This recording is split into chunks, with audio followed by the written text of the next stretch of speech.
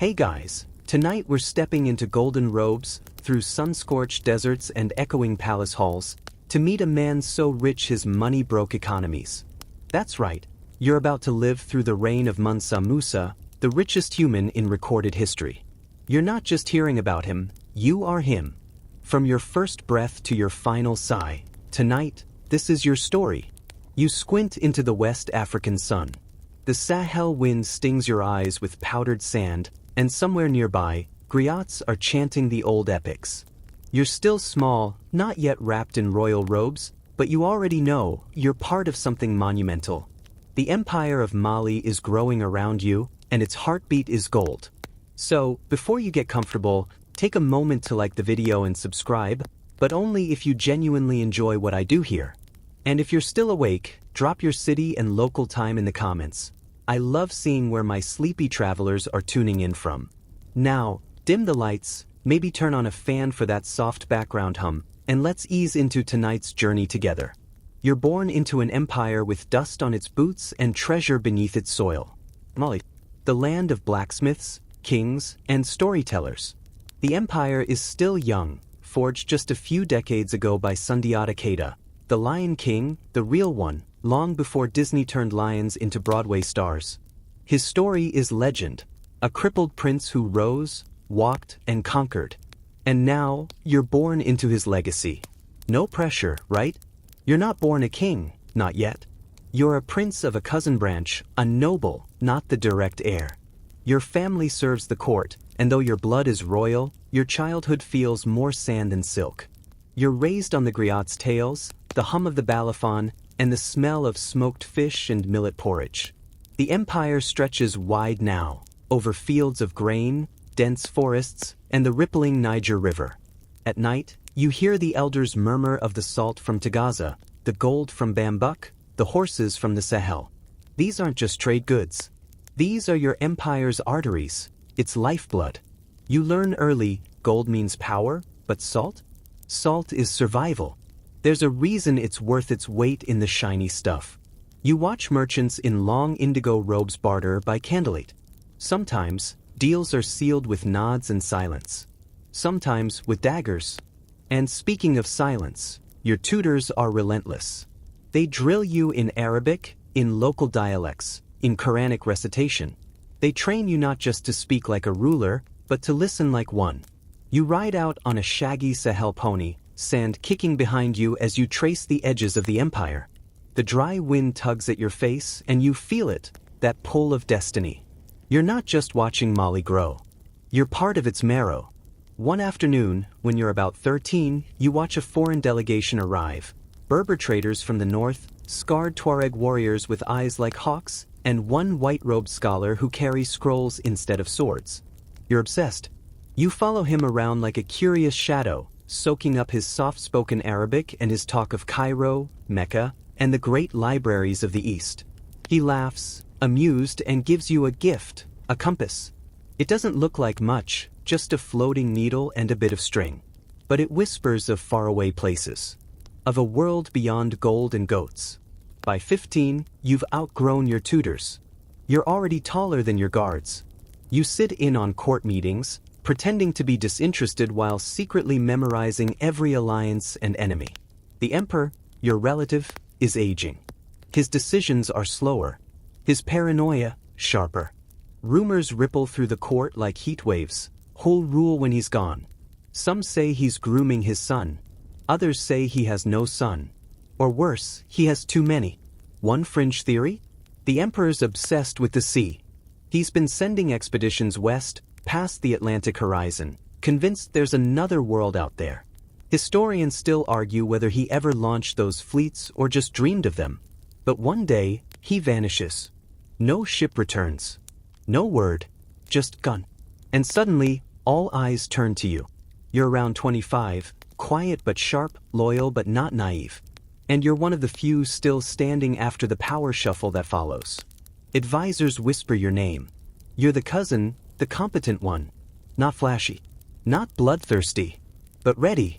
And when the dust settles, the griots don't even skip a beat.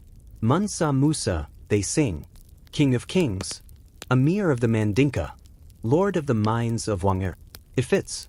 But here's the twist, you're not just inheriting a kingdom. You're inheriting its place in the world. The Mali Empire spans thousands of miles, but beyond its borders? Mystery. Opportunity. Cairo, Mecca, Medina, Baghdad, all whispered names. Places of power. Places that still think of West Africa as a distant blur. You plan to change that. Not with swords, but with spectacle. You summon the elders, the generals, the merchants. You map out your realm, its borders, its mines, its caravans. And then you ask the big question, how do we make Mali impossible to ignore? It starts with order. You tighten your grip on the provinces. You smooth trade routes. You start importing not just goods, but knowledge, scholars, architects, engineers. You commission schools, courts of law. But always, more gold flows. And late at night, in your private chambers, you finger the compass the scholar once gave you. You stare at it long and hard, wondering just how far you could go, not just in miles, but in memory. Because deep down, you don't just want to rule the empire. You want to become its legend. You sit on the edge of the throne room, the scent of burning myrrh curling through the heavy air. Your fingers tap against the gilded armrest, not in boredom, but in calculation. The throne is yours now, but power never really settles. It shifts. It slithers. And in Mali, the snakes don't always hiss before they strike. You became Mansa Musa because the last emperor vanished into the Atlantic, chasing visions of lands beyond the waves. One day he named you his deputy. The next, he was a ghost. No ceremony. No corpse. Just a silence wide enough to sail through. And so, by custom, and let's be honest, a few strategic nudges, you're the Mansa now. But don't let the crown fool you. It's not heavy with gold, it's heavy with expectations. The empire is vast. To the south, forests thick with whispers. To the north, the Sahara, a burning ocean of sand where salt caravans vanish or reappear months later, bleached and skeletal. Trade routes must be protected. Tax systems balanced. Nobles placated. It's like juggling hyenas. With swords. Still, you've got something most rulers don't, ambition and patience. You understand something subtle but powerful, perception is reality. If people believe Mali is rich, powerful, and wise, it becomes that. So you start building an image. You don't just want to be king. You want to be the king. The kind foreign rulers talk about while sipping their imported tea. The kind historians squabble over for centuries. Your first real challenge? Stabilizing the empire. Mali is rich, absurdly rich, but wealth without structure is just glitter in the wind. You send envoys to the provinces, making sure governors know who signs their pay. You summon generals to court and review their loyalty, not just with oaths, but with their eyes. Some bow too low, some not low enough. And there's the matter of the court itself. The inner circle you've inherited is a tangle of family ties, rivalries, and ancient grudges. It's like living inside a drum. Everything looks polished, but inside, tension stretches tight. You start to replace people slowly. A quiet demotion here. A mysterious reassignment there. You're not cruel, just careful. Calculated. There's one advisor, though, who catches your attention, a wiry, one-eyed Tuareg named Bakar. Everyone thinks he's a glorified translator, but you notice how the guards stiffen when he enters the room. How letters seem to pass through his hands before reaching yours. He knows things. Possibly too many things. You bring him closer, if only to keep him within reach. Historians still argue whether you ruled more through diplomacy or fear. But you know the truth. It was a little of both, braided together like camel hair rope. You hold court under the open sky, as is tradition. A giant silk canopy shades you while griots sing your lineage. Beneath you, the dust is stamped flat by sandal and hoof. Elders come to present disputes. Merchants beg permission for new trade routes. One man even offers you his daughter and a herd of goats for a salt monopoly. You politely decline the daughter. The goats are tempting. Then there's the gold. Mali's gold fields stretch endlessly, glinting beneath forests and riverbeds. You oversee the mines personally, not because you need to, but because the workers need to see you. You descend into the hot tunnels, past rows of sweating miners, and you speak to them, not in royal pronouncements, but in their tongue. A joke here. A promise there. One sweaty miner cries when you shake his hand. You're still haunted by that. Not the tears, the rawness of them. That kind of reverence could warp a man. You start to sense something shifting. When you ride through villages, people don't just bow. They reach. Just a glimpse of you is enough to stop a market in its tracks. The legends are already beginning. Children chant your name during games. Old women swear they saw gold drip from your fingertips. And yet, there's still a hole. A silence you can't quite fill. Mali is strong, but isolated. You're famous here, but not there. Not in Cairo. Not in Mecca. Not in the vast eastern lands where scholars debate astronomy and empires rise and fall with the ink of a scroll. So one night, under a sky cluttered with stars, you say it aloud. I will go to Mecca. Your advisors freeze. A few shift uncomfortably. One coughs like he swallowed a mosquito. You repeat yourself calmly this time. A pilgrimage. The Hajj. It's your duty as a Muslim. But also, it's a declaration. A statement. Mali will no longer be a whispered legend. It will be a presence. And you won't go quietly. If you're going to travel across the Sahara, you're going to do it in style. Caravans. Thousands of people. Soldiers. Heralds. Musicians. A walking festival of gold. You want them to hear your name in Morocco and taste it in Egypt. Your treasurer asks, hesitantly, how much gold you plan to bring. You smile. All of it. Well, not all of it, but close. Enough to make jaws drop. Enough to tip economies. Enough to prove that Mali is more than just a name buried in the dunes. You begin the preparations. Smiths are summoned to mint gold ingots. Weavers produce endless bolts of embroidered cloth. Slaves are lined up, some for labor, others as exotic symbols of power. Elephants are fitted with silver bridles.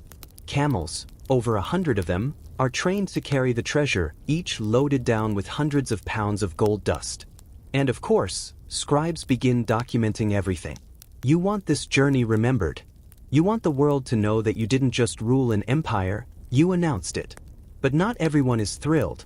Some nobles grumble about the expense. Others fear your absence. One even suggests sending an ambassador instead. You look at him. Long quiet. He never brings it up again. And as the date approaches, you feel it, the weight of history pressing against your shoulders, and the sharp thrill of stepping into legend.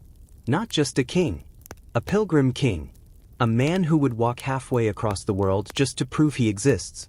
The sun is barely a sliver on the horizon when you begin the journey. The morning air is thick with chanting, Quranic recitations, griot songs, and the low grumble of camels waking up like grumpy boats on land.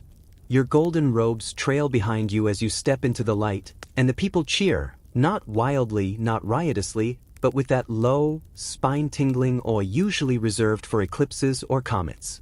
You are Mansa Musa. You are leaving your empire behind, for now. You've appointed your son as regent.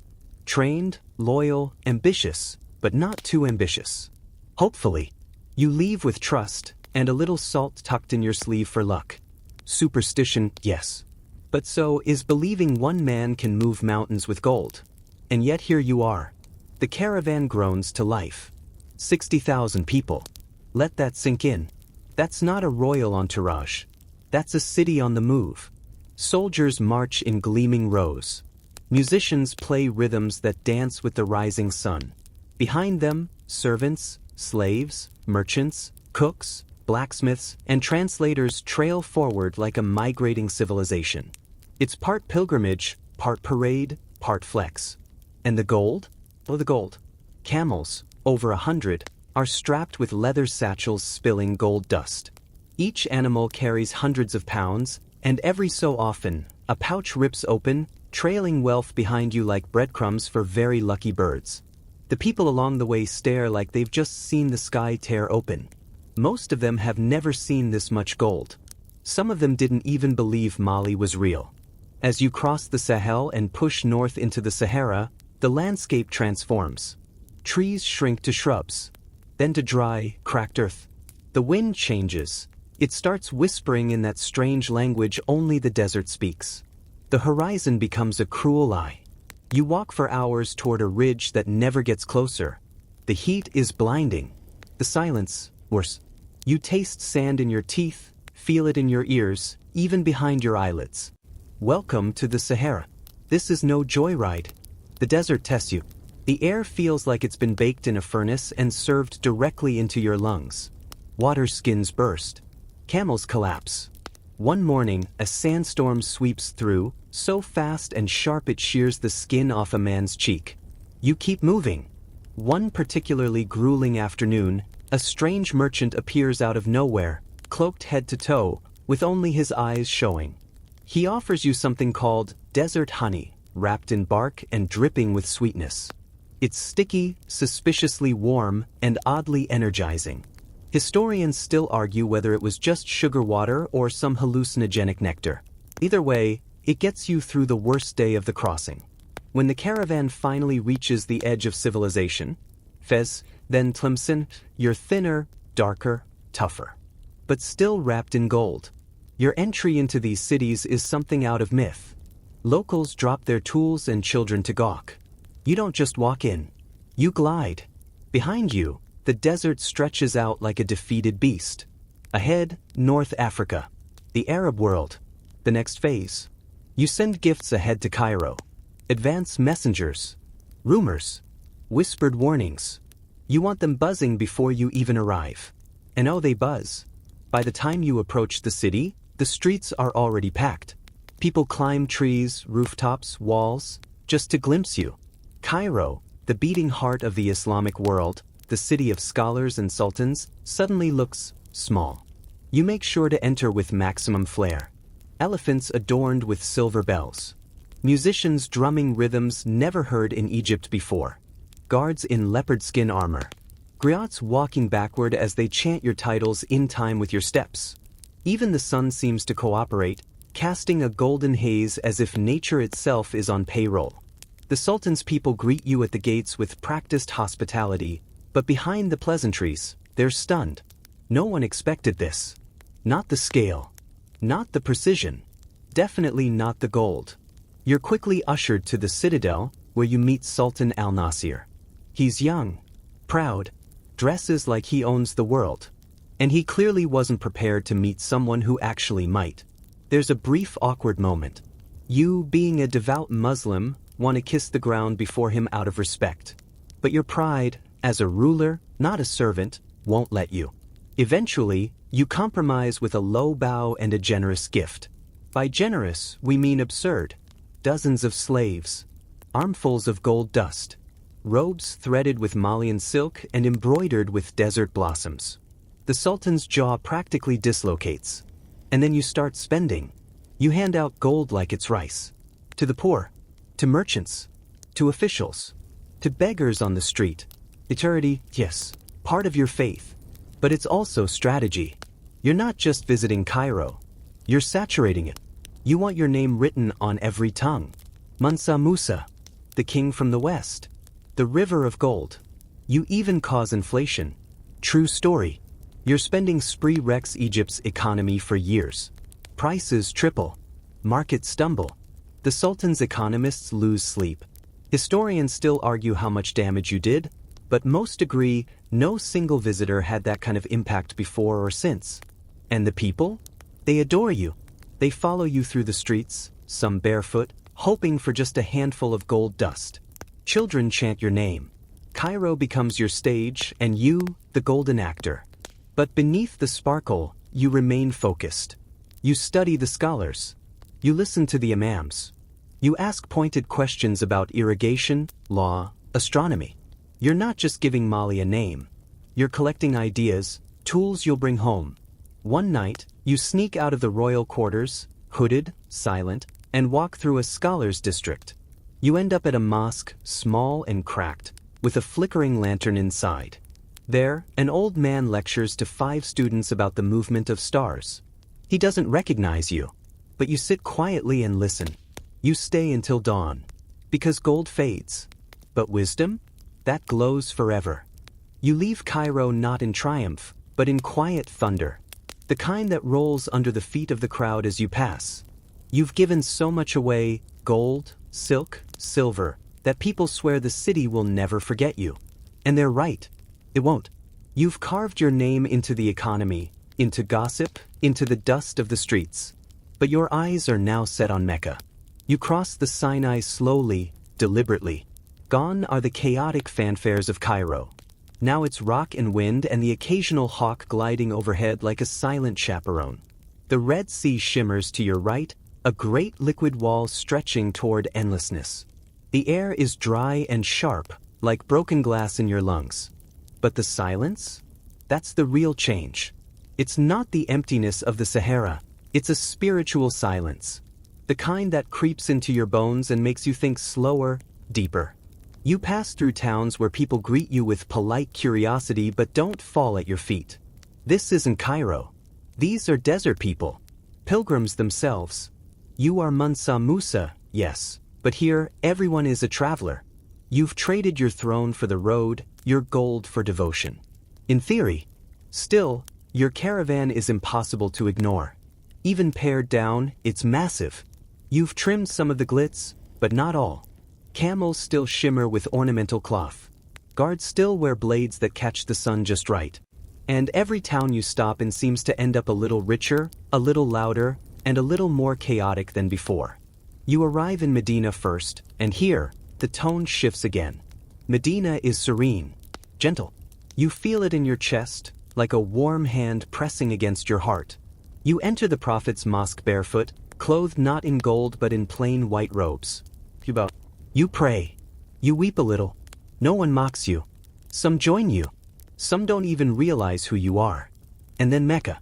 It rises from the heat like a mirage, but as you draw closer, the streets thicken with fellow pilgrims. Some in rags, some in finery, all equal in the eyes of Allah.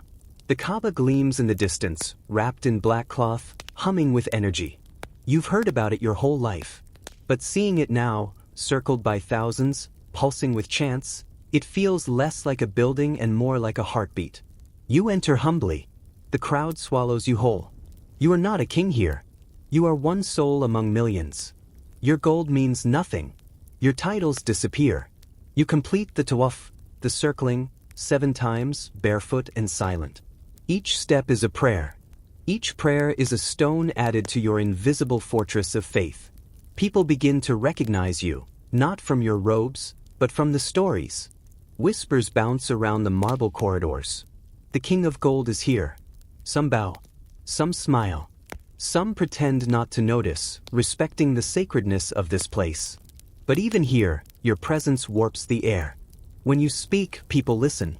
When you give, people thank God first, then you. You spend days in Mecca, praying, reflecting, meeting scholars. Some challenge you. One man, blind and toothless, accuses you of pride. Says you've come not to worship, but to show off. You don't defend yourself. You just offer him water. Later that night, you leave a pouch of gold at his tent. He throws it into the sand. You smile. Historians still argue whether your Hajj was more about piety or power. The truth? It was both.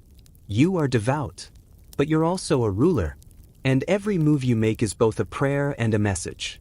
On the return trip, you shift again. Something's settled inside you. Less flair, more purpose. You've seen the center of the Muslim world. You've walked among scholars, slept under stars once named by Arab astronomers. You've met traders who map the seas by scent, scribes who can write entire books from memory. And you think, why not Mali? Why not build a center of learning at home? You collect scholars along the way. Some agree to follow you, tempted by gold, yes, but also by curiosity.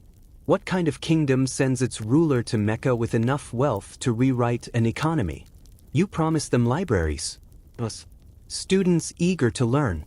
A land they've never seen, where the rivers run heavy and the sand is full of gold. Back through Cairo, you keep your head lower. The city's still echoing from your earlier visit. The inflation hasn't calmed. Some officials are less warm now. But the Sultan still receives you, partly out of respect, partly because he doesn't want to upset the man who can melt economies with a smile. You even try to reverse some of the damage. You flood the markets with borrowed gold, attempt to stabilize prices. It sort of works. Sort of doesn't. Economists centuries later will squabble over it like cats over scraps. Through the desert again. This time, it feels shorter.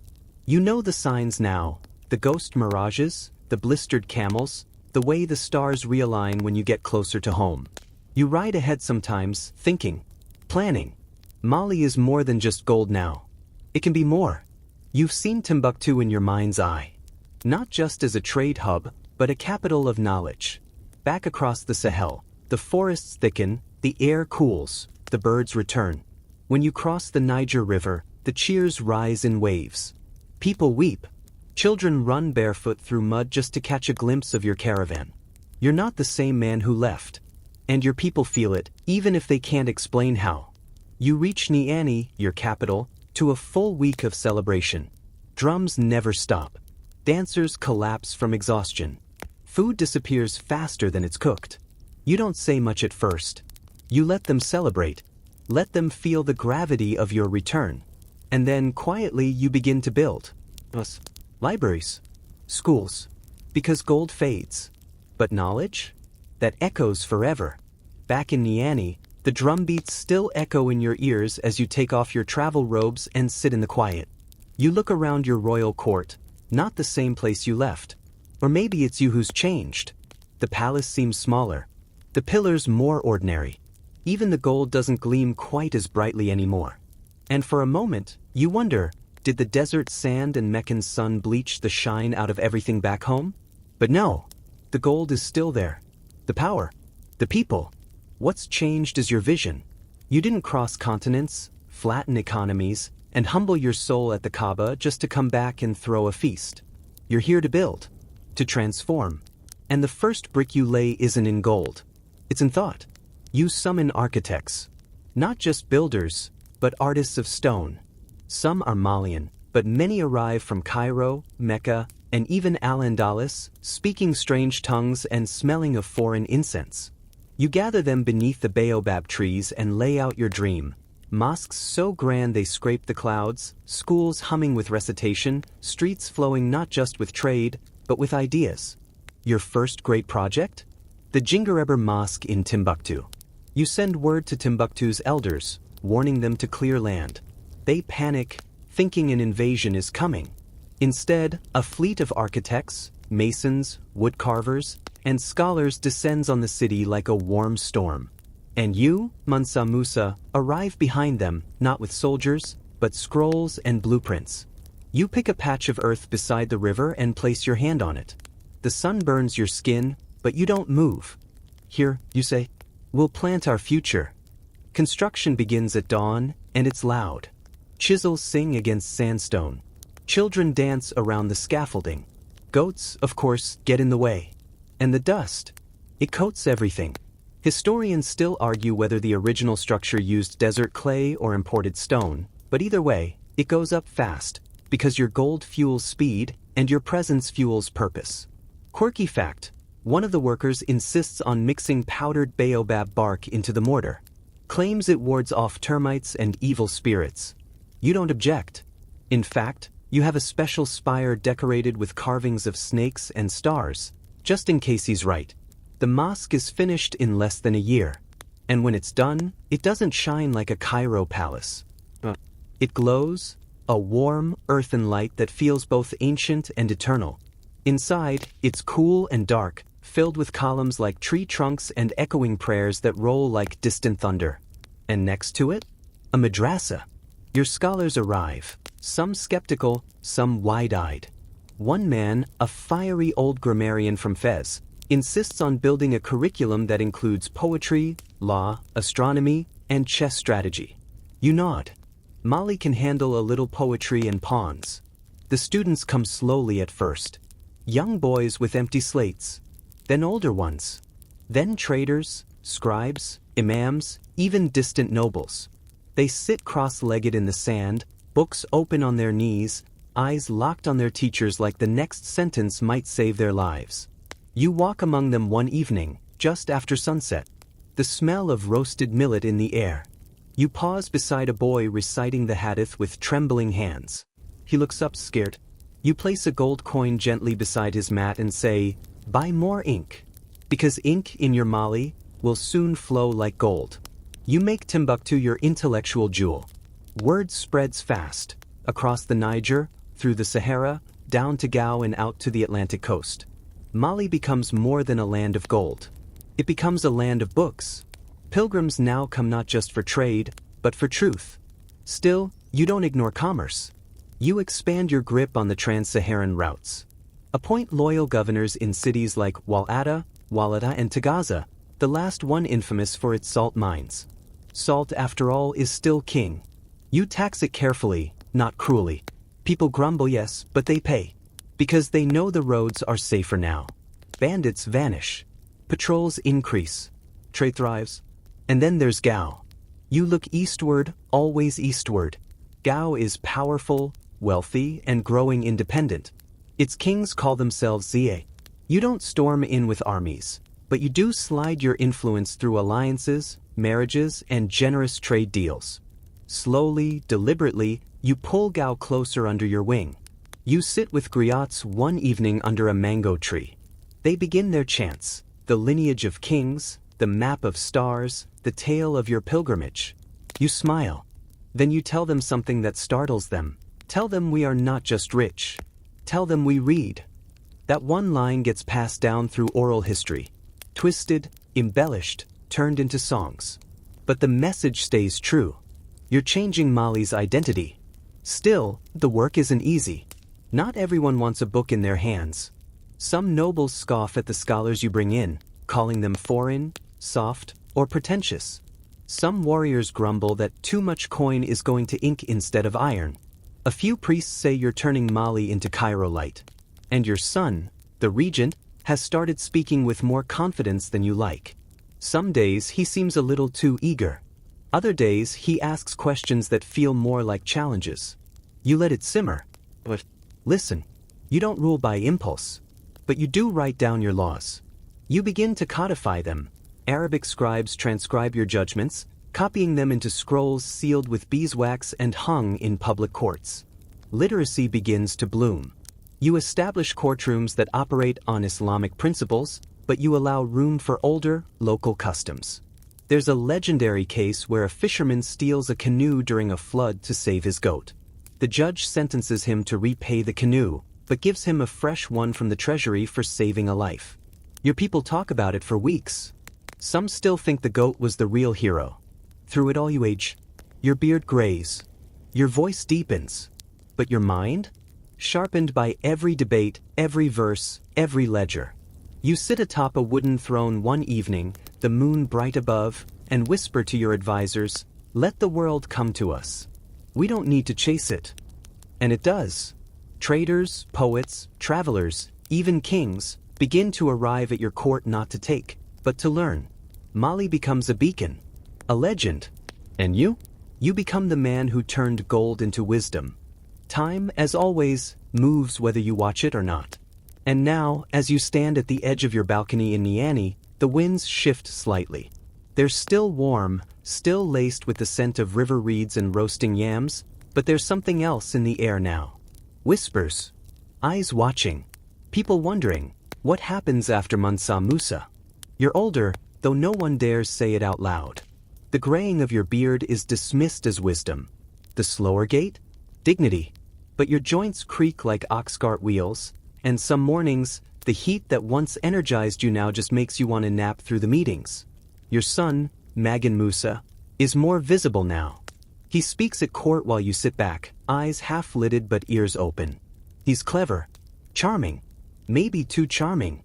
You love him, of course you do, but you've also ruled too long to pretend you don't see the glint in his eye that wants more than you've given him. The boy wants the world, and the world might just offer itself. Still, you're not gone yet. And there's more to finish. You're obsessed with legacy now. Not just monuments or titles, but something deeper, continuity.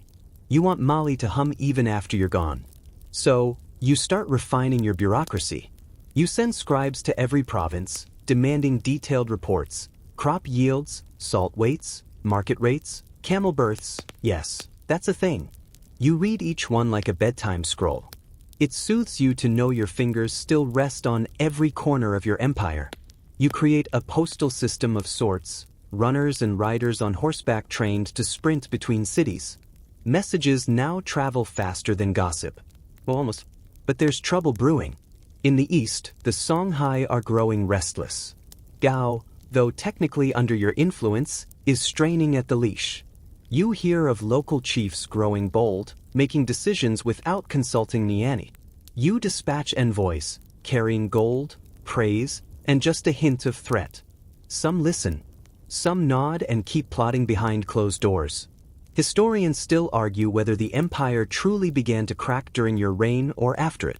Whether you were blind to the ambition of others, or simply too tired to fight every fire. But you feel it, like a house creaking in the wind. Not collapsing, but warning. And internally, court politics become a game of masks. Advisors flatter you while maneuvering for your son's attention. The vizier, once your loyal voice, is seen whispering too often behind lattice screens. One evening, you walk into the court just in time to catch a noble joking that Mansa Musa now rules only in memory. He doesn't see you standing there. You don't punish him. You just stare. Long enough for the silence to drag the laughter into fear. But you're not all suspicion. You still walk the market streets now and then, though with more guards. Children rush to touch your robes, as if holiness might rub off. One girl, maybe 6, gives you a drawing she made in the dirt, a stick figure with a crown and a very round camel. You laugh so hard you pull a muscle. That night, you have a court artist recreated in gold thread and hang it in your chambers. You start dictating more of your memories to scribes. Not a memoir, no, too boastful, but observations. The winds of Mecca. The taste of dried dates on a mountain pass. The way gold feels when you hand it to someone who's never held more than a pebble. Some of the entries are philosophical. A wise king fears not his enemies, but his own hunger to be worshipped. Others are just cranky. If I hear one more advisor talk about camel taxes, I'll shave his head myself. Meanwhile, Timbuktu thrives. The Jingareber Mosque is now not just a place of worship but a hub of intellectual frenzy. Students sleep on mats under the stars just to attend lectures by candlelight. Some arrive from as far as Egypt and Morocco, braving robbers and scorpions, just to copy a single book by hand. And the libraries. Oh, the libraries. You've built dozens. Some simple mud brick rooms. Others elaborate complexes with cedar beams and colorful mosaics. Scrolls are copied daily. The scribes' fingers stained with ink, their voices hoarse from reciting. Quirky fact?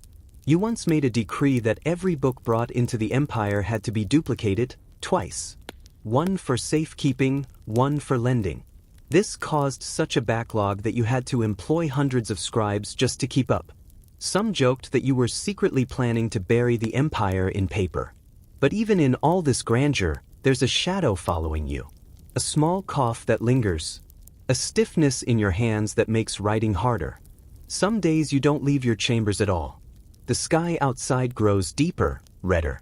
The griots come in softer tones now, their chants gentler, more prayer than praise.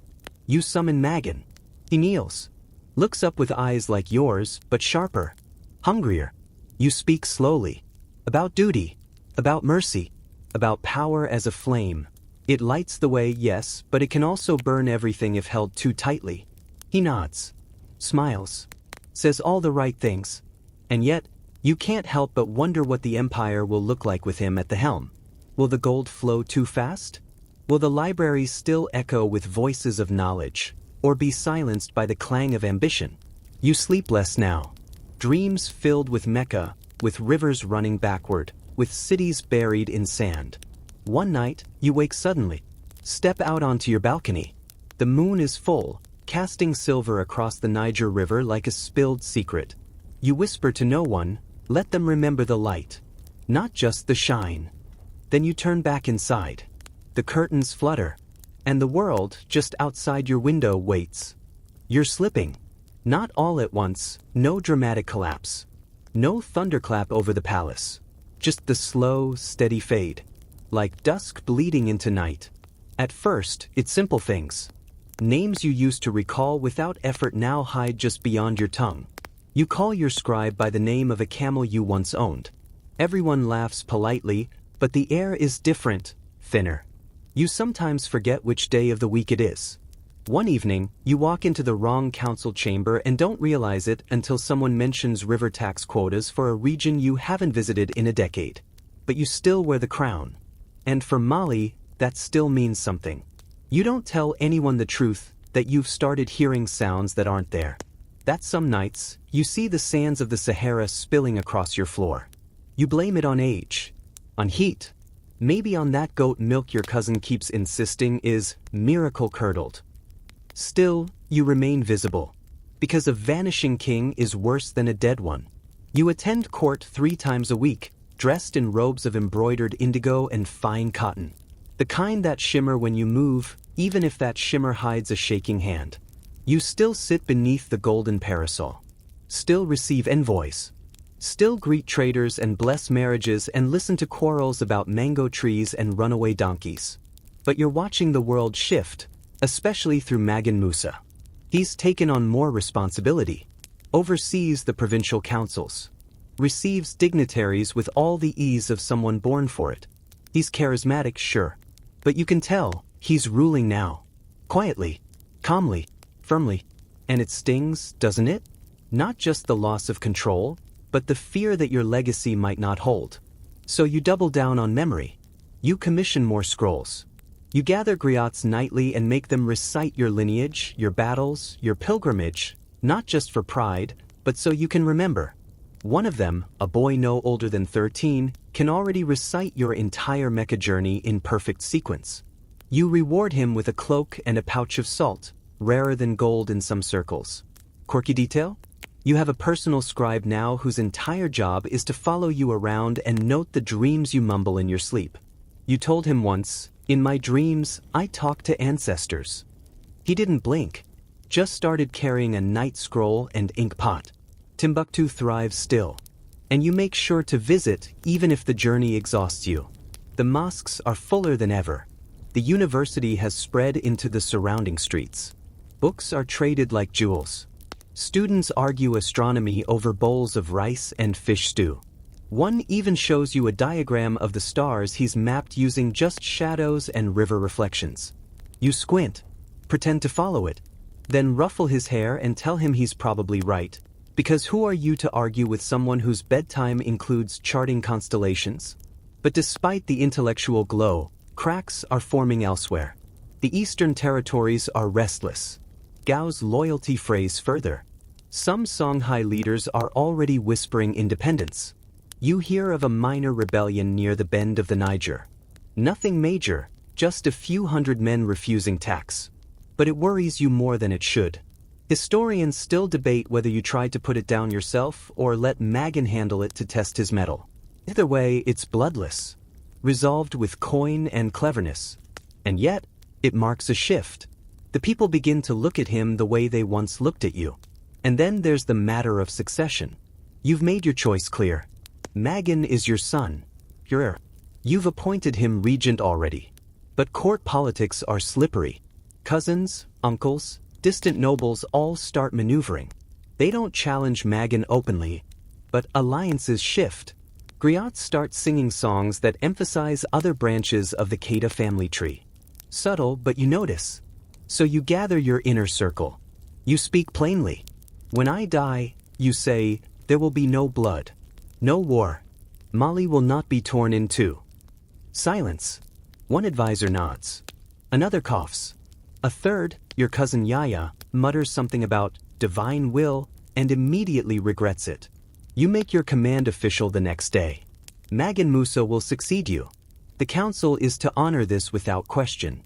You even summon Islamic scholars to legitimize it further, having them bless the decree with Quranic verses. Not everyone is happy, but no one objects. At least not in your presence. And so, slowly you begin to withdraw. Not from the world, just from its center. You spend your mornings walking your gardens. The mango trees are in season again. You remember planting the first one with your brother before he vanished into the desert. The fruit is sweet, but your teeth are not what they used to be. You cut it with a ceremonial dagger and chew slowly, watching birds skitter across the walls. You invite scholars to sit with you in the afternoons. Not to teach, but to listen. One reads you verses from a Persian poet about kings who vanish into dust. Another tells you the Greeks believed the Nile came from the tears of the gods. You respond, the gods should invest in better irrigation. Evenings are quiet. Sometimes you light a small lamp and sit by yourself, staring at a scroll you've read 100 times. It's the account of your pilgrimage, written by one of the Egyptian scribes. The handwriting is stiff, overly formal. But the words? They still make your chest tighten. And then one night you cough.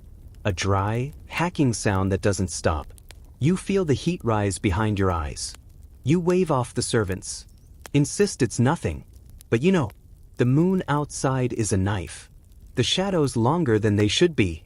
You call for Magan. He comes quickly. His face is calm, but his eyes are wide. You ask him to sit. No guards. No scribes. Just father and son. You talk through the night. Not as a king to heir, but as man to man. You tell him where the gold is hidden. Where the enemies are strongest. Who to trust. Who to watch. And what matters more than power. Build something that outlives applause, you whisper. Gold fades. Praise turns sour. But wisdom echoes. The lamp burns low. Magan promises. You believe him. Eventually, your words slow. Your eyes close. But not yet. Not quite. You still have more to do.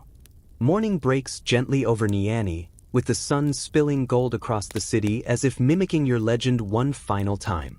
But today, the city does not wake with the usual clamor. There's a hush in the air. Market stalls open slower. The griot's drums do not play. You are still alive, but Molly can feel you drifting. The palace is quieter too. Servants walk more softly. Your courtiers speak in murmurs. Magan is now presiding over court daily, his voice growing firmer, more commanding, though still wrapped in that honeyed diplomacy you always envied. You watch him from your cushioned seat in the shadows. You're proud, but wary. A lion raised among gold may still bite the hand that gave it meat. Your body has begun to betray you in earnest now.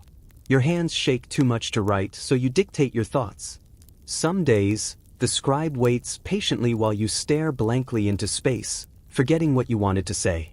Other days, your words come like the Niger in flood season, rushing, tumbling, tangled in meaning. One afternoon, you catch your reflection in the polished bronze basin. Who is that? Sunken eyes. Thin lips. A king worn down to a whisper. You chuckle. Still got the beard though, you mutter. Then you call for your favorite robe, the one with the peacock embroidery. If this is how your story slows, you'll do it dressed like a legend. Magan begins to consult you less frequently. And honestly, you don't mind. He's handling things. The salt caravans are flowing, the Songhai are temporarily appeased with trade incentives, and even the Tuareg up north have been unusually quiet. Historians still argue whether this was due to Magan's leadership or a brief moment of luck, but either way, Mali holds. Meanwhile, your scribes continue to record. One of them, a particularly curious young man with an unfortunate lisp, keeps trying to get you to clarify the exact weight of gold you gave away in Cairo. You shake your head every time. Let them guess, you say. Mystery makes legends bigger. But it's more than just mystery, isn't it? You're aware now, fully aware, that death is no longer a far-off concept. It's waiting nearby, polishing its scythe, reading your scrolls to pass the time. So you begin your farewell tour. Not officially, of course. You're not dying, not yet, but you want to see the things you've built. One last look. First stop, the gold mines of Bambuk. You travel slowly, with a smaller caravan this time. No dancing girls. No trumpet fanfare. Just you, a few guards, a doctor, and your reluctant camel, who, let's be honest, has grown as grumpy as you. The mines are buzzing with laborers, men and women working in shifts, digging, sifting, sorting. They pause when you arrive. For a moment, everything stops. Someone begins to kneel, but you raise your hand. No, you say, stand tall. The ground has had enough of you already. They laugh. You spend the afternoon listening to their songs, gritty, rhythmic things that seem to sync with every swing of the pickaxe. Quirky detail, you discover one miner has carved your face into a boulder near the mine's mouth. It's a little off. The nose is enormous, and your ears look like goat hooves. You burst out laughing. Then you pay him extra and declare the sculpture a masterpiece of abstract greatness. From Bambuk, you journey to Timbuktu again. Your third and final visit. This time, they greet you not with parades, but poetry. The scholars have prepared verses in your honor. One speaks of rivers of ink flowing through deserts of ignorance. Another compares you to the sun that melts away the frost of foolishness. You pretend to enjoy the metaphors, but you lean in and whisper to your scribe, "Did they just call me hot and smart? I'll take it." You meet with the librarians. Some of the oldest scrolls in your collection are now fraying. They ask for funds to begin binding them in leather. You agree instantly. These aren't just words, they're anchors. They're the voice of your empire when your own voice is gone. As night falls over Timbuktu, you stand beneath the star-strewn sky, leaning on a carved staff. You can hear the gentle hum of young students chanting verses inside the mosque. Your lips move along with them, silently. You remember the first time you dreamed of this. You remember how impossible it felt. And yet here it is. Tangible. Yours. And now, it's time. You return to Niani. The road feels longer. Your joints ache with every bump. You stay silent for most of the ride, watching the horizon, listening to the breath of the savannah. Back in the palace, you settle into your quarters. You stop attending court altogether. At first, people worry. Rumors spread, poison, curses, secret retirement to a holy cave. One merchant swears you've turned into a bird and now live on the tallest tree in Mali. You laugh when your guards tell you, "If I were a bird, I'd finally be free of these robes." You begin handing out personal letters, farewells, really, to your most trusted advisors. Each is sealed with wax and gold thread. One simply says, "Don't forget who built the roads you walk on." You summon Magan again. This time, the moment feels final. You hand him your ring, the one you've worn since the day you first sat the throne. "Don't lose it," you say. He doesn't cry. Not in front of you. But you see the flicker in his eyes. The tightening of his jaw. He leans forward and kisses your hand. Not as a son. As a king greeting his predecessor. And finally, one dawn, you feel the pull. A heaviness in your chest. A stillness in your limbs. You breathe. Shallow. Then shallow again. The light filters in through the curtains, soft as cotton. You smile. And close your eyes. They say you died that morning. Peacefully. With no struggle. Surrounded by gold, books, and whispers.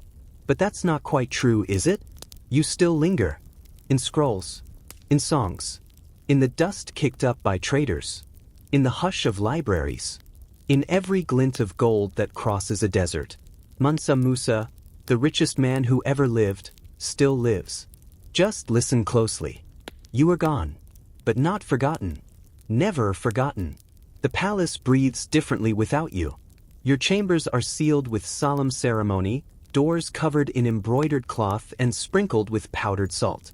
The griots fast for a day before speaking your name again, because tradition says the tongue must cleanse itself before uttering greatness. Magan Musa ascends, but not with fanfare. Not yet. The people are quiet. They do not mourn as much as they pause, like the earth itself is holding its breath. Mali does not collapse. It shifts, adjusts, like a great beast curling into a new position after its heart has stilled. And yet, your legend begins moving faster now. Isn't that funny? Death is usually an ending. But for you, it's an accelerant. Across the empire, your story spreads wider, deeper, stranger. In the markets of Gao, traders whisper that your bones were buried in a sarcophagus of pure gold, guarded by blind eunuchs who don't even know what they protect. In Cairo, old men recount your gold dust rainstorm, though now they claim it literally changed the Nile's course. And in Mecca, pilgrims tell of the Black Sultan of the West, who rode with 1,000 banners, each dipped in sapphire ink. Historians still argue whether your body was buried in Niani or somewhere far more secret. Some believe your tomb lies beneath the palace itself, accessible only through a passage that no longer exists. Others claim you were mummified like a pharaoh and placed in a hidden cave along the Niger River, surrounded by scrolls and spices. Wherever you are, Mali keeps walking. Magan takes the throne with both hands. He's steady at first, respectful of your legacy. He doesn't change much in the early years. Keeps the tax system, keeps the court rituals, even keeps your camel, who has now retired to a garden with an attitude even crankier than before. But Magan is not you. He's not a builder, not a dreamer.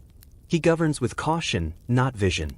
And in an empire as vast as Mali, that's a dangerous thing. When your hands release the reins, the caravan might keep rolling, but the wheels begin to wobble. Still, credit where it's due, Magan holds the center. He ensures that the gold mines keep flowing, that trade routes stay secure, that Timbuktu scholars remain well-fed and well-paid. He doesn't have your charisma, but he surrounds himself with competent advisors. Mali remains rich. Maybe not your level of rich, but hey, who is? And yet, the outer regions begin to whisper. The Songhai, for example. Remember those guys? Yeah. They were never fully tamed. You might have humbled them, but they've been sharpening their ambitions for years, watching, waiting. Under Magan, they feel emboldened. They push against the borders, test the patrols, flirt with rebellion. Quirky tidbit? A group of Songhai merchants begins passing around counterfeit coins with your face on them, but with crossed eyes and donkey ears. They say it brings luck. It also nearly causes a diplomatic incident when one ends up in a tax chest bound for Niani. Meanwhile, in the north, the Tuareg are growing restless again. Trade routes through the Sahara are being taxed heavier by their raiders. Salt becomes scarcer in some cities. You can feel the edges fraying. And yet, in the heartland, you are everywhere. Your statues pop up in towns that never saw you in life. Small clay busts, often wildly inaccurate. One gives you 6 fingers, another a crown made entirely of sunflowers. But the sentiment is clear. You have become more than a man. Your memory, identity. One traveling griot, Tamba of the Red Strings, develops an entire musical cycle based on your life. It's 10 hours long, includes dancing goats, historically inaccurate but hilarious, and ends with a choir of children chanting Mansa Musa. Mansa Musa, until someone passes out from dehydration. You're smiling at that, aren't you? But not all songs are sweet. As the years pass, the empire begins to strain under its own weight. Magan's policies grow increasingly reactive. He starts relying more on tribute than innovation. Some governors grow lazy, others greedy. And then, the rebellions begin. Small at first. A village that refuses to pay tax. A border tribe that shifts allegiance to the Songhai. A city that declares autonomy and dares Niani to stop them. Magan sends troops, but the campaigns drag longer than expected. Resources bleed out. Morale flickers. And that's when the gold problem starts. Turns out, generosity isn't always sustainable. Remember how you flooded Cairo with gold? Yeah. That ripple never fully stopped. Over the years, gold's value dips slightly in some regions. Inflation creeps in like a desert wind. Slow, subtle, relentless. Not a collapse, but an ache. Traders begin preferring salt, grain, even books as alternative currencies in some markets. Historians still debate whether your pilgrimage's gold drop was a stroke of brilliance or the first domino in a slow economic stumble. But let's not kid ourselves. Your empire remains magnificent. It is still the richest place most people can even imagine. The architecture stuns visitors. The learning centers produce geniuses. The scribes write in Arabic, Mande, Songhai, and even snippets of Latin brought by lost travelers from Europe. One Portuguese sailor washes up on the coast and swears he's entered heaven. He's wrong, of course, but close. And through it all, you remain the standard. Every king after Magan compares himself to you. They quote you, imitate your robes, reuse your titles. One even tries to make his own pilgrimage, but only gets as far as Fez before being robbed by a gang of very disrespectful Berbers. You've become the gravitational pull around which Mali orbits. A king not just of land, but of imagination. And that, right there? That's legacy. So even as the Songhai rise in power, even as Mali's borders begin to recede like tide from the shore, even as Magan's successors make questionable decisions, looking at you, Khalifa, you hold firm in the minds of your people. Children are named after you. Gold is weighed against your legend. And every griot, before beginning a performance, still says the same words. Before I speak, I must honor the Lion of Gold, the Pilgrim King, the storm of the Sahara, Mansa Musa. And in that moment, you are alive again. The sun sets slower over empires that were once gods on earth. And Mali, your Mali, though it still stretches broad and bold, is beginning to cast longer shadows. Not ruin, not yet, but twilight. It's been decades since your last breath, but somehow, you feel more present now than ever. The scrolls say your name more than Magan's. The traders quote your exchange rates. Even foreign emissaries still ask, does Mansa Musa still rule there? Before correcting themselves with a sheepish, yes, his descendants. They never sound convinced. Magan's rule, as you probably expected, doesn't go down in history as glorious. It's safe, conservative, even a little dull, an inheritance clutched too tightly. He keeps the walls intact but never builds beyond them. He passes away after a moderate reign, not mourned with the same fervor. There are no wild tales, no gold-flung pilgrimages, no debates about secret tombs. And then comes Mansa Suleiman. Now there's a name that stirs dust. Suleiman is cautious too, but with sharper edges. He's clever. Rumors claim he poisoned his way to the throne. Not proven, of course, but it certainly spices up the griot's stories. He tightens tax control, boosts Timbuktu's libraries again, and even has a few minor victories against unruly Songhai factions. But you know what's missing, right? Wonder. Suleiman governs, but he doesn't dream. He doesn't ride into the Sahara just to feel the heat ripple off gold bars. He doesn't fund astronomers to measure the stars. He doesn't send ships west across the Atlantic like that one crazy expedition you funded but never told anyone about. Yes, that one. Historians still argue whether it ever existed. You left no record, just a whispered command and 2 ships loaded with hope and salted lentils. Quirky tidbit? One of your old court maps resurfaces in Morocco, drawn by a blind cartographer who claimed to have seen your empire in a dream. It's wildly inaccurate. The river flows uphill and the Sahara is labeled too hot for shoes, but it includes a gold island labeled Mansa's gift. Scholars still puzzle over it. Meanwhile, the Songhai grow bolder. You feel it, don't you? Like a rumble in the dunes. They expand under the brilliant leadership of Sunni Ali, who rides like a storm through the western Sahel. He's not just fierce, he's strategic. He doesn't want tribute, he wants cities. Libraries. Power. Timbuktu. And he takes it. Just like that. Timbuktu, your jewel, your whispering star of scholarship, falls into Songhai hands in the late 1400s. The scholars are spared, mostly, but the political shift stings. It's like losing a favorite child to a rival kingdom that then brags about their newest cultural acquisition. You'd probably roll over in your gold-lined grave, if that grave could be found. But Mali survives, even still. Smaller, quieter, like a lion resting after the hunt. The inner cities hold strong. The gold mines still glitter, though with less swagger. Trade continues, but it leans east now, toward Morocco and the Mediterranean. Salt climbs in value. Ivory trickles in again. Books? Always in demand, thanks to the foundations you laid. Yet, something subtle changes. People stop building monuments. Not entirely, but new mosques are smaller, less ornate. Palaces are functional, not awe-inspiring. The roads aren't maintained the way you'd have wanted. It's like someone is trying to balance the empire on memory alone. And memories, as you well know, can be polished or forgotten. Still, you burn bright. In European maps from the 14th and 15th centuries, you're depicted on a throne of gold, orb in hand, crown too large for your head. Cartographers who've never seen Mali draw your likeness with wide eyes and wider guesses. One even labels West Africa simply, "Here reigns the richest man on earth." You smile at that, don't you? Because the myth of you outlasts the muscle of your empire. Even in places that never traded with Mali, Scandinavia, Russia, inland China, your name becomes a whisper on the breeze of curiosity. How did this African empire grow so wealthy?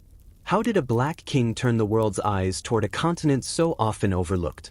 There's one curious account from an Italian monk who writes in his diary, "A man of Africa once brought more gold to Rome than all the Caesars combined, and he did not even visit." He's wrong, of course. But the image stays. Back in Mali, the griots begin to mythologize harder. Now you're no longer just a king. You're a magician, a prophet.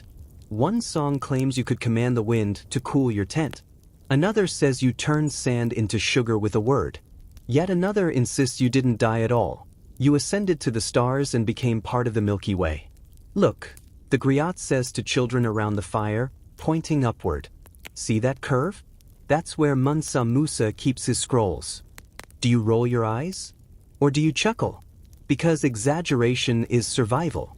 When power fades, stories grow teeth. There's even a new title spreading among the griots, Hajj Mansa, the king who feeds the soul. Not just a giver of gold. A giver of meaning. And maybe that's your greatest wealth. Not the rivers of coin.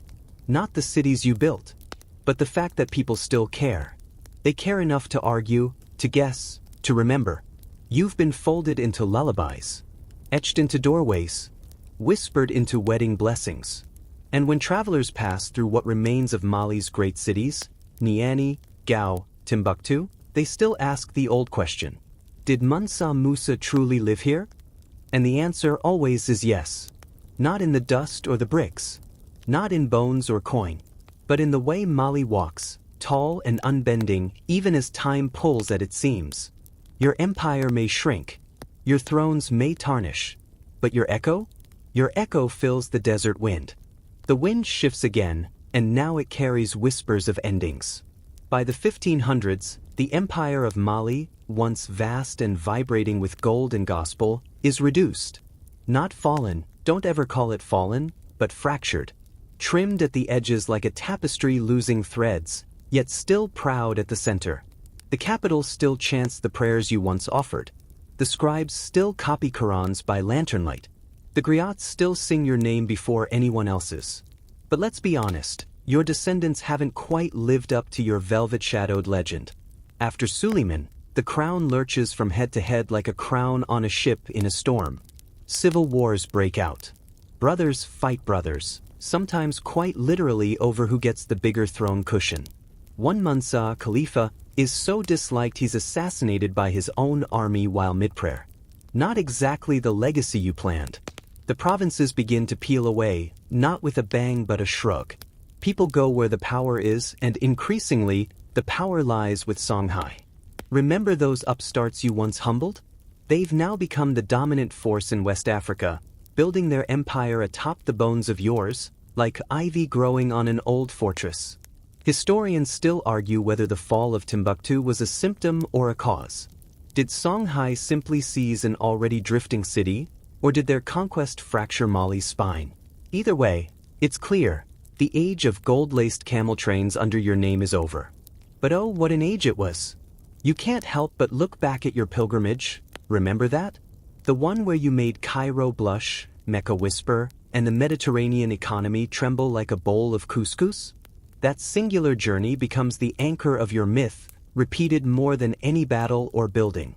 It was your performance piece, your royal TED Talk, your mic drop moment. It even gains new layers over time. Some stories now claim you met with Chinese diplomats in Mecca. Others say you predicted the fall of Constantinople. One particularly wild tale insists you secretly left a child in Mecca to create a bloodline of golden prophets. Absolutely unverified, obviously, but you've become fanfiction now, and fanfiction doesn't need permission. Meanwhile, back in Mali, the infrastructure cracks. Roads deteriorate. Armies shrink. Some towns stop sending tribute altogether, not in rebellion, just because no one's watching. You used to have a bureaucrat for every barrel of fish. Now there are cities that haven't seen a tax collector in years, and frankly, they're thriving in the freedom. Quirky tidbit? There's a remote mountain village that declares itself a micro-kingdom still loyal to you, a century after your death. They print their own currency, with your face carved into cowrie shells, and elect a Mansa mini every year. The only requirement: you must recite a line from your pilgrimage story without giggling. Timbuktu, though conquered, refuses to dim entirely. The scholars remain. The books keep arriving. And thanks to the desert's dry air, manuscripts last. You'd love this part. Hundreds of your empire's original scrolls are now stashed in private homes, buried in sand or stored in attic crates. A literal underground library of your legacy, guarded not by warriors, but by grandmothers who dust them off during tea. But this isn't just about your empire anymore, is it? By now, your story has floated beyond borders.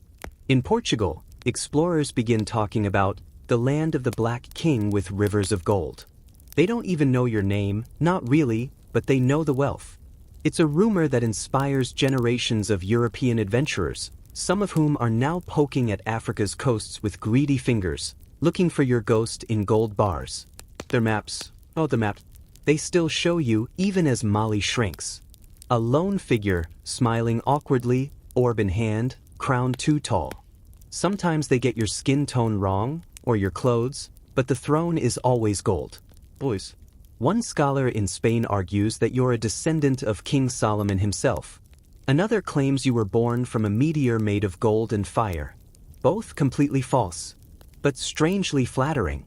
Historians still debate whether your international reputation helped or harmed West Africa in the long run. Did your golden image attract trade, respect, diplomacy? Or did it invite conquest, exploitation, greed? It's a heavy question, one you can't answer, but you wonder. In Mali, your name becomes more ritual than history. Children still learn your titles. Not just Mansa Musa, but Kenken Musa, Emir of Mel, Lord of the Mines of Wangara, Conqueror of Gabu. Titles stacked like pillows. Yet fewer and fewer know what they mean. They don't know the weight of Wangara's gold dust, or how hard it was to rule a kingdom the size of a continent with only writers and rumor. But even stripped of context, your name still tastes like power. Griots adapt as they always do. Some begin blending your story with others. King David, Alexander the Great, even Odysseus. You become a symbol, not of a place, but of a possibility. That a black king could rule an empire that humbled the world. That generosity could shake economies. That knowledge and gold could be carried in the same saddlebag. Meanwhile, a whisper of resistance begins stirring. Mali isn't dead, just dormant. In the southern regions, new leaders rise, some claiming your bloodline, others your blessings. Small kingdoms form, trade sparks. Local scholars rebuild schools. It's not a rebirth, not yet, but it's life. And through it all you persist. In stories, in symbols, in the sand. A traveler in the 1600s writes, "I heard of a king named Musa who ruled like the sun. They say his shadow still warms the stones of Niani." And maybe it does. Maybe that's what legacy truly is, not statues or coins, but heat that lingers long after the fire's out. You stand now in the long, golden dusk of empire. Not just yours, but of many. Mali's size has faded, its reach retracted like an old lion curling in the grass, still noble, still dangerous, but not the center of the savannah anymore. The 1600s pass. The 1700s. And slowly the world shifts. Trade routes change course. Caravans that once swelled your cities now skirt them, seduced by ports on the western coast. European ships bob offshore like curious beetles, bringing with them new goods, new guns, and a hunger you can smell through time, one that doesn't just crave gold but bodies. The Atlantic slave trade slithers in, replacing ivory and salt with human beings. And it devastates. Not immediately, not with fire and trumpet, but steadily. A steady bleeding of villages. A disappearing of sons and daughters, traders and scholars, farmers and griots. The empire you nurtured into greatness now exists as a whisper between colonial shadows. It's cruel irony. You, Mansa Musa, who built your legend on generosity, now watch your homeland pillaged for profit. You made the world gasp with awe, now the world creeps back in, silent and greedy. But you still endure, in maps, in myths, in memory. Timbuktu, bless her, refuses to collapse. Even in this age of decline, she stands as a citadel of stubborn brilliance.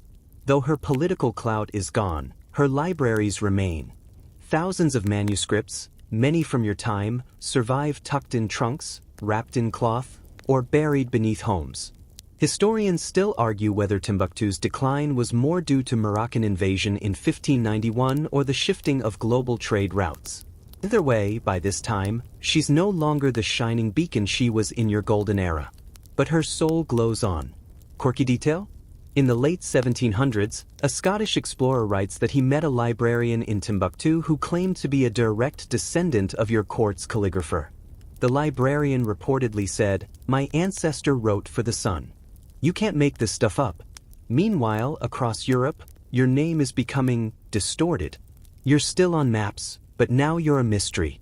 Cartographers label you Mansa Musa, Mens Mos, King of Negroes, or simply the Black Emperor. The spellings change. The facts twist. One French book bizarrely claims you rode to Mecca on an elephant throne carried by 50 men. Not true, but kind of awesome. Worse, your identity becomes a symbol used by those who don't understand you. European writers begin romanticizing you as a noble savage, a fairy tale king of a mythical Africa. They strip away the intellect, the theology, the statecraft, and leave only gold. Just gold. And that stings more than any lost battle. Because you know who you were. You know the policies you wrote, the scholars you funded, the justice you demanded from your judges. You weren't just a walking treasure chest. You were a builder of futures. But memory is a tricky thing, especially when told by people far away. Still, within West Africa, your name holds its weight. Among griots, you're not a fairy tale, you're family. A figure that returns in every story circle, in every naming ceremony, in every prayer for ambition. Parents still name their sons Musa in hopes they'll carry your spirit. No one names their goats after you. That's reserved for the truly respected. Your image becomes a cipher. To revolutionaries, you are proof that Africa ruled herself with wisdom and wealth before colonial boots touched her soil. To the poor, you're a dream that maybe gold still rests in riverbeds. To the proud, you're the answer to any insult. Ever heard of Mansa Musa? They say. He made the world kneel. Even as the colonial period takes root, Britain here, France there, carving up the continent like a game board, your name floats untouched, too sacred to be claimed. They might steal lands, mines, and labor, but not you. And then quietly a change begins. In the late 1800s and early 1900s, African intellectuals start to reassert your story. They sift through colonial distortion and reclaim the facts. The pilgrimage, the scholars, the libraries. The mind of Mansa Musa, not just his purse. One Senegalese poet writes, "The earth bore Mansa Musa as proof that the sun sets in Africa only to rise again." Let that line ring through time. Meanwhile, historians in Europe begin to take you seriously, too. Not just as a colorful footnote, but as a legitimate world figure. Your pilgrimage gets re-examined for its economic impact. Timbuktu's manuscripts are studied. Scholars debate your real net worth, even adjusting for inflation. One American economist calls you the richest human who ever lived, richer than Jeff Bezos and Augustus Caesar combined. You laugh. Maybe. Or wince. Because again, it all comes back to gold. Not your libraries. Not your diplomacy. Not your quiet reforms or bold cultural vision. Just the bling. But there's a shift. A global one. By the 20th century, your name is lifted again, but this time, by your descendants. Not just in Mali, but across the diaspora. In Harlem, in Lagos, in London, in Kingston. Black artists, activists, teachers, and children point to your image as a reminder. Africa was powerful. Africa is rich in legacy. Africa matters. Murals are painted. Raps are written. A sneaker line is released called Mansa. And maybe your favorite, a school in Chicago is named after you. Kids in bright red uniforms recite your story every morning before math class. They know your name, not as a trivia answer, as heritage. You've gone from king to legend to ancestor. And in some ways, ancestor is the greatest title of all. Because kings die, legends fade. But ancestors? They whisper forever. They are remembered not for what they owned, but for what they left behind. And what did you leave? A belief, a story, a reminder that a man from Mali, dark as obsidian, crowned with knowledge, cloaked in faith, and dripping with gold, once made the world pause and ask where such power came from. And though the empires may change, and the maps be redrawn, and the coins melt into the soil, the pause still lingers. Now the silence grows rich, like soil after rain. You linger not in stone monuments or gilded palaces, but in the breath between verses, in the hush before a griot speaks your name. It's the 20th century now, and the world is unrecognizable from your days of sand-worn sandals and calligraphy ink. Planes crisscross skies where once only birds flew. Satellites beam signals through stars. Mali, your heartland, has become a republic freed from colonial chains, at least on paper. But it's complicated. The Mali Empire, your Mali, is long gone. Its bones buried deep beneath layers of conquest, colonization, resistance, and revolution. Yet your presence is strangely louder now than it's been in centuries. Your name makes a comeback. You're no longer just a whispered legacy in remote villages or an exotic label in European archives. You're back in classrooms, textbooks. You're on quiz shows and in rap lyrics, and this part might tickle you, in clickbait articles titled, "The Richest Person Who Ever Lived," and it's not who you think. You've become a meme, Musa. A meme with a golden crown. But beneath the surface jokes and social media animations, a deeper story pulses, one that modern Africans and diasporic peoples are reclaiming.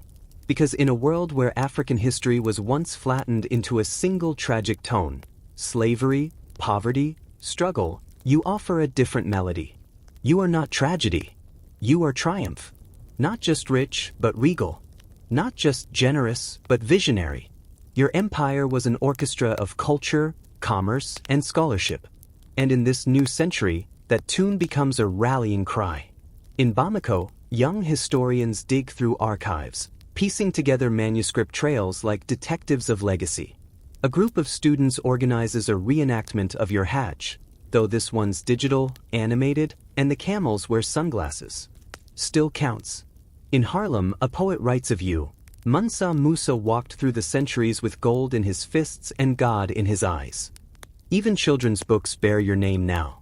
You're illustrated with soft lines, kind eyes, golden robes that glitter but don't blind. And always with a backdrop of Timbuktu's warm earthen walls. And oh, Timbuktu, she still breathes. Even after extremist violence in the early 2000s that tried to burn her memory, the people of Mali, your people, risked everything to save her manuscripts. Librarians and villagers wrapped scrolls in cloth, tucked them into grain sacks, smuggled them through checkpoints on motorbikes and donkey carts. Imagine that, 1,000 years after your reign, people still willing to risk their lives to save your words. Quirky detail? A goat once ate part of a 14th century manuscript while it was hidden in a barn. The villagers weren't even mad. Even the goat wants to be wise, one said. Historians still argue whether you truly commissioned all the mosques attributed to your era, or whether later rulers piggybacked on your fame. Some say you built the Jingareber Mosque in a single day. Others claim it took decades. Truth? Somewhere in the sand, perhaps.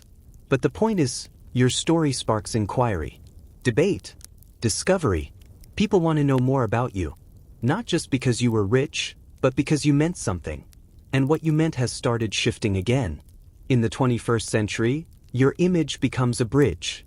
Teachers use you to show that Africa has always had thinkers, leaders, and global influence. Economists use your story to explore historical wealth outside the West. Artists use your silhouette to challenge the tired trope of the struggling African. Even your flaws are studied with care. Were you too generous? Did your pilgrimage destabilize more than it uplifted? Did your gold-flooded journey inspire awe or envy? You're no longer flawless. And that's okay. You're human now. Complex. Three-dimensional. That's the gift of time. It softens the spotlight and lets people see you not just as a legend but as a leader who made hard choices, who sought truth, who left behind questions as much as answers. And then comes one of the strangest, most surreal twists in your journey. A tech company creates an AI-generated model of you for a virtual museum. They give you a voice, deep, calm, with a slight West African accent, and suddenly you're talking to visitors, explaining your Hajj, pointing out gold mines, chuckling politely at questions about Elon Musk. You've become digital, immortal in code. There's even a cryptocurrency named Mansa. It tanks in value almost immediately. You would have rolled your eyes. Still, the point stands, your legacy keeps adapting, morphing, like your empire once did. Like you did when you walked the deserts in your white robes and redefined what power could look like. Modern Mali, too, begins to echo your name in new ways.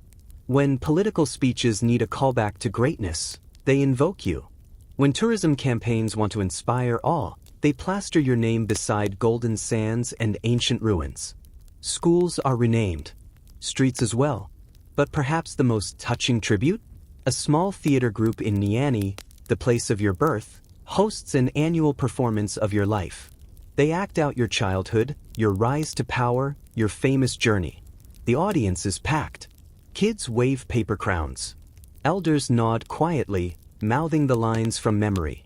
And you watch, somewhere in the hush, as the actor playing you stands on stage, holds out his arms and says, "I came not just to carry gold, but to carry light." The crowd goes silent. And in that moment, you realize, it's working. You're not just remembered. You're understood. You were a ruler, yes, but also a reminder that leadership can be generous. That knowledge is as valuable as wealth. That empires are built not only on conquest but on connection.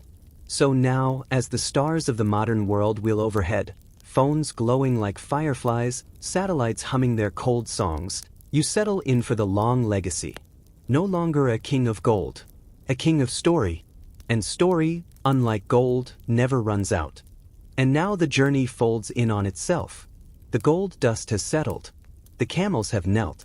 The manuscripts are safe, for now. You, Mansa Musa, once a man of flesh and fear and ambition, now exist more as echo than entity. But what an echo! You rattle in classrooms from Accra to Atlanta. You haunt boardrooms, inspire YouTubers, confuse crypto bros, and drift into bedtime stories told in quiet, loving tones. In some strange corners of the world, you're even misremembered as a pharaoh or confused with Solomon. That's fine. You've always been more legend than map point. And yet, as you continue to pulse through modern culture, your story finds another unlikely stage: popular media. It starts small. A few animated documentaries. Then, an indie video game developer builds a side-scrolling history RPG and includes you as a secret level. If the player chooses diplomacy over warfare, they get to unlock a bonus scene where you teach poetry to a traveling scholar. It's weirdly heartwarming. A Netflix producer pitches a drama series about your Hajj. People debate online whether Idris Elba is too old to play you. Someone insists on casting you as a Marvel superhero. Goldman, they call him. You quietly wish they hadn't. Still, something's happening. You're no longer a niche historical footnote. You're going mainstream. Historians at major universities begin centering entire courses on pre-colonial Africa. Mali becomes a core chapter, not a side note.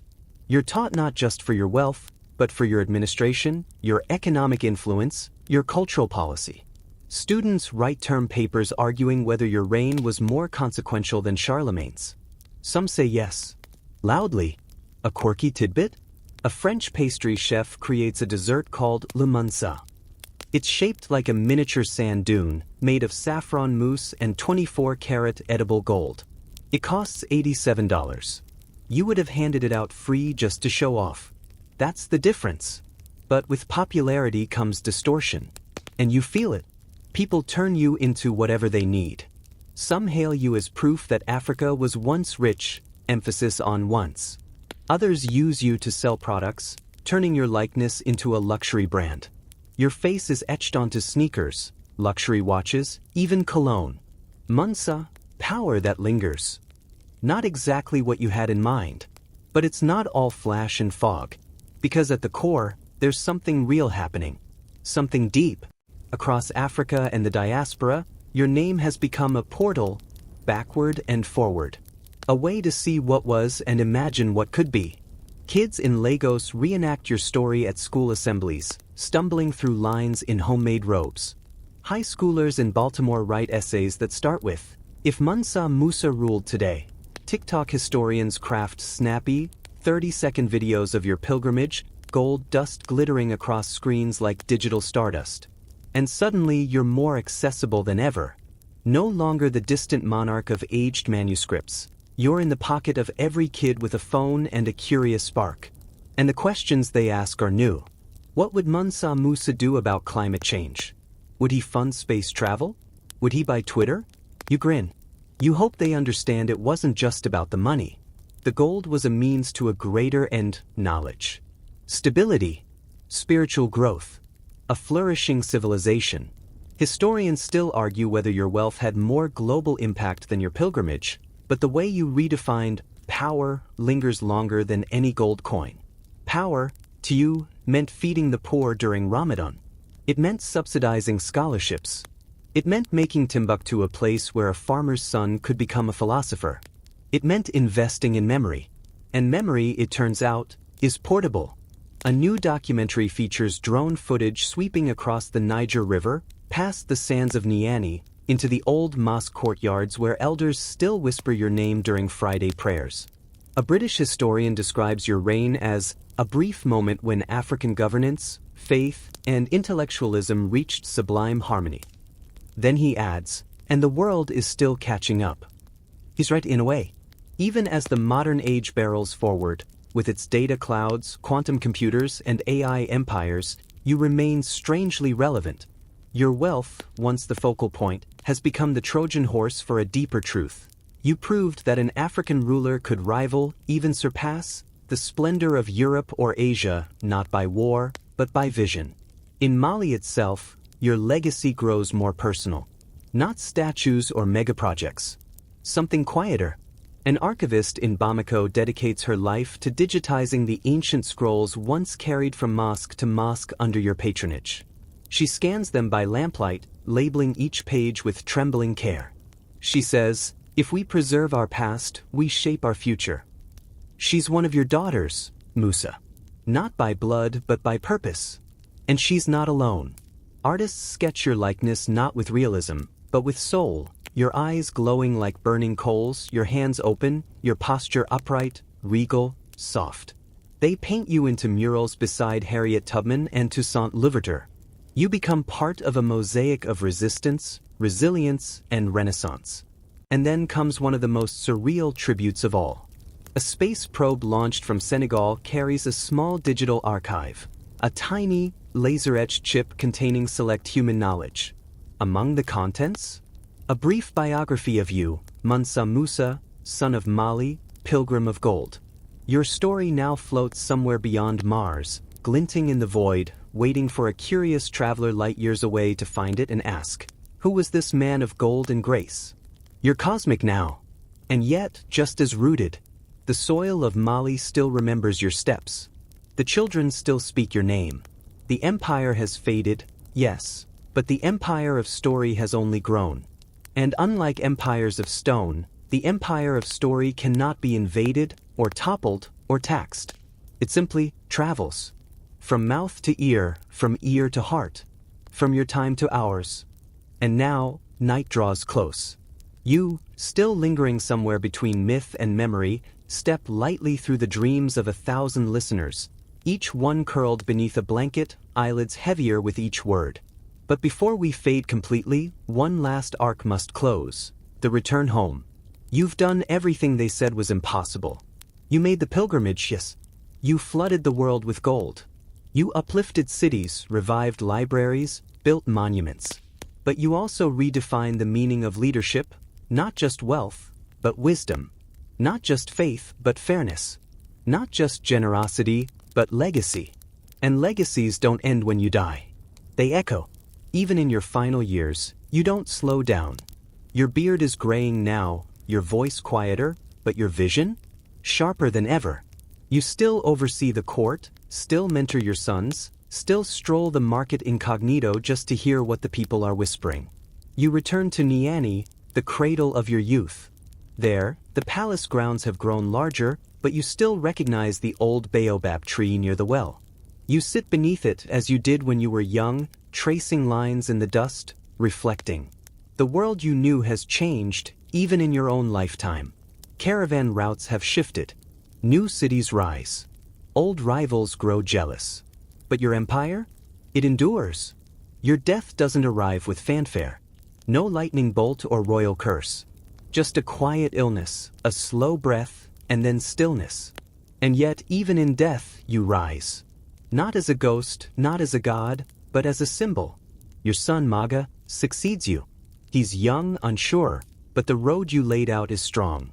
For a time, he manages to hold things together.